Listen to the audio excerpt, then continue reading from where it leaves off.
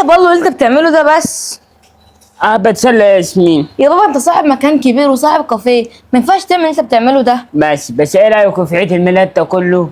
جامد يا بالو، بجد لا. بجد ربنا يخليك ليا. ياسمين، عارفه يا ياسمين الولد ده، الولد من اللي بيدبل والسمع بينتفي، حياة الواحد بتنتهي يا ياسمين. ايوه يا بالو. بقول لك ايه؟ نعم. انا عايزاك موضوع صغير. قول يا ياسمين، كلها مواضيع كتلت اصلا. كده موضوع وكترت خلاص مش هقول يا بالو. لا قولي، مش انا اخوك الكبير؟ اه. قولي. بص يا سيدي، في واحد بيحبني في الجامعه وكده، بس انا ما اعرفوش، بس هو انا عارفه ان هو بيحبني يعني. والمفروض ان هو يجي يتقدم لي، فعايز يقابلك. خليه يدي يقابلني هنا في الكافيه. اشمعنى في الكافيه؟ ما تخليها في البيت. لا، بعد الناس اللي ادالوا تدخل البيت يا ياسمين، وانت عارفه كده من ساعه ما امك ماتت. ماشي يا بالو، هقول له. يلا بقى سيبك مع المرجحه بتاعتك دي. يلا روحي.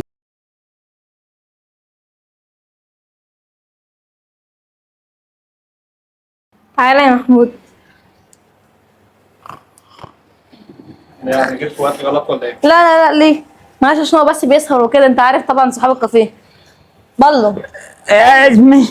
قوم يا بالو. في يا ياسمين برضه تقوم كده اخوك كل ساعه. العرس اللي قلت لك عليه يا بالو. السلام عليكم. عليكم السلام. عامل ايه؟ هو ده الانيس؟ هو. هو عايز ايه؟ عايز فين؟ تعالى اقعد يا تعمس. محمود. برضه تشحخ اخوك كده. معلش يا بالو. عامل ايه يا استاذ بلد؟ تمام. عرفت انك انت عايز تاخد اختي، صح؟ لا انا مش عايز اخدها، انا عايز اتقدم لها. ماشي، احتمال عايز تتقدم لها.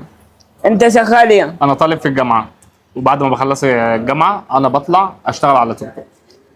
وبتاخد كام في اليوم يا عسل؟ يعني من 100 ل 150 جنيه في اليوم. 150 في اليوم. انت عارف عيد الميلاد ده مكلف كام؟ كام؟ اكتر من 30,000. وانت عارف اختي بتصرف كام في الشهر؟ 50,000 جنيه. 50,000 جنيه في الشهر؟ بصراحه انا بسيط وعلى قد حالي. اسلوب 150 دول ما يفتحوش بيت ولا يوكلوا واحد. بس انا بحبها يا استاذ بلد. اخلك تدب بيهم تلمسوا حلاوه. انا بحبها. وما عندناش بنات للدواس. يعني ايه يا بالو؟ اللي سمعتيه وحسابك انت معايا بعدين. جايبالي واحد شغال على التوك توك. ماله اللي شغال؟ حاجه يعني يا بالو؟ ماله اللي شغال على التوك؟ بس عدم ما النهارده عيد ميلادي عايز اديك عديدك طبعا. بتعمل ايه يا بالو؟ بعمل شيء الناس بديله عديته. ده يومك اسود النهارده معايا تبديله عيل. بياخد 150 جنيه في اليوم.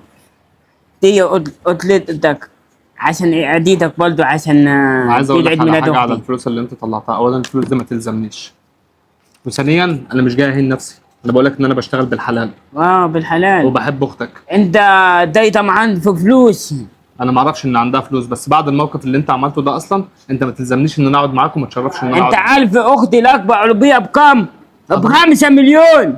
حضرتك انا عيني مليانه، ممكن اكون بسيط وعلى قد حالي بس بطلع اشتغل بالحلال. لا انت طمعان في غلط. فلوسها وما عندناش بنات للتواس. لا انا هستأذن منك، وشكرا يا ياسمين على المقابله بتاع اخوكي، وهعتذر منك.